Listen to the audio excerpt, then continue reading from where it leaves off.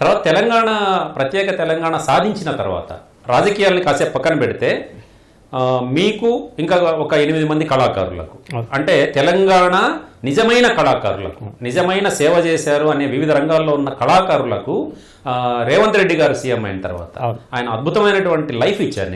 నిజంగా ఆర్థికంగాను హార్దికంగాను రెండు రకాలుగానే చాలా అద్భుతమైన ఇది ఇచ్చారు. నేనైతే ఆ విషయంలో మీ ఫీలింగ్ చెప్పండి. రేవంత్ రెడ్డి గారికి నేను నా కుటుంబం రుణపడిపోయినట్లు లెక్క. ఎందుకంటే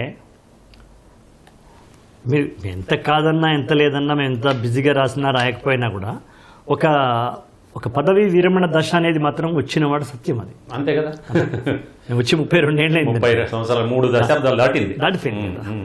కనుక ఈ టైంలో మన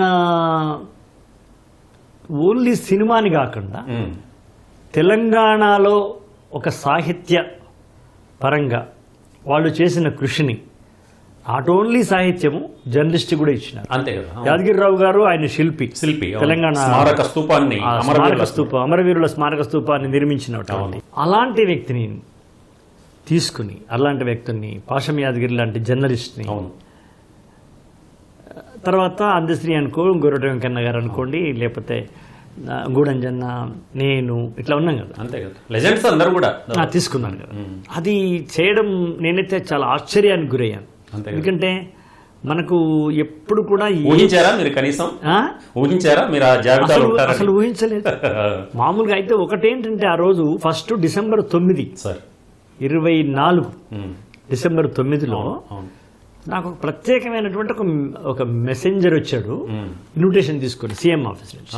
ఏం చెప్పినాడు ఆయన, రేపు తెలంగాణ తల్లి విగ్రహావిష్కరణ ఉంది, మీరు తప్పనిసరిగా మీ దంపతులు రావాలని సీఎం గారు అన్నారు, మీరు తప్పక రావాలి సార్ అంటే. అయ్యో ఏందే బాబు, సీఎం గారి నుంచి ఆహ్వానం సంతోషం కదా అని మనకు ప్రత్యేకంగా ఒక ఏర్పాటు ఉంటుంది కదా. ఏపీ ట్రీట్మెంట్ ఒక ఆఫీసర్ ఉంటాడు, మన కారు లోపలికి తీసుకుపోయి కూర్చోబెట్టడం అంతా చేస్తారు. నేను బాగుందని వెళ్ళాం. ఆయన మాట్లాడుతున్నాడు. అప్పుడే ఆ రోజే అందశ్రీ పాటను కూడా రిలీజ్ చేశారు అధికారికంగా. అది ఆయన నాకు గొప్ప మిత్రుడు, అందశ్రీ తమ్ముడు. అదొక ఆనందం పంచుకోవచ్చు అంతే కదా ఆయనతో. ఇలా అనుకున్నాము. అది రిలీజ్ చేసినారు, ఇది విగ్రహం ఆవిష్కరణ చేసినారు. ఇలా చెప్తూ ఆయన ఒక లిస్ట్ చెప్తున్నాడు. ఒక 9 అడుగులు ఎందుకే చేసినాము తెలీదు.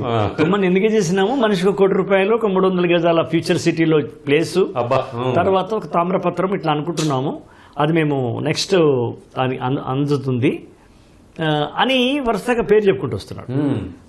పలానా పేరు సుధారాష్ట్ర తేజ్ అనగానే మా ఆవిడ షాక్ అన్నమాట. అరే ఇదేమి మనకు కనీసం చిన్న క్లూ కూడా ఇవ్వలేదు. అదే కదా వాళ్ళ స్పెషాలిటీ. దేవానాం మనుష్య రూపేణ, దేవానాం మనుష్య రూపేణ. డెఫినెట్గా అంతే కదా. అంతే కదా. మన సేవ చేసే శక్తి తగ్గింది, వయస్సు పెరిగింది. ఈ సమయంలో ఒక గొప్ప ఓదార్పు అన్ని రకాలుగా సేద తీర్చడం. తర్వాత ఇప్పుడు దేవుడు ఎవ్వరికీ నిజంగా ప్రత్యక్షం అవలా, ప్రత్యక్షం అయ్యిందనేది కథనే.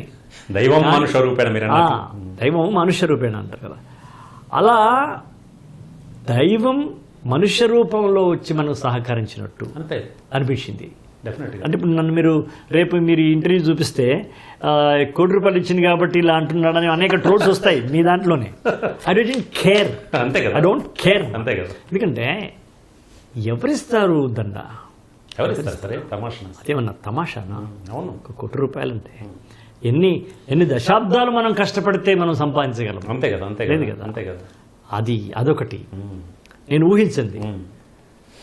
నారాయణ రెడ్డి గారి మీద ఒక పురస్కారం అనేది ప్రవేశపెట్టి మొన్న ఉగాదికి 25 జూన్ 2కేమో అది ఈ ₹1 కోటి అది ఇచ్చినారు, చెక్ ఇచ్చినారు. మొన్న 26 ఉగాది నాడు నారాయణ రెడ్డి గారి పురస్కారాన్ని అప్పుడే ప్రారంభం చేస్తూ గదర్ అవార్డ్స్ ఫంక్షన్ సినారే సాహిత్య పురస్కారం స్పెషల్ అవార్డు అని మొదటి గ్రహీతగా మొదటి వ్యక్తిగా నన్ను అందులో సెలెక్ట్ చేసుకోవడం ఆ.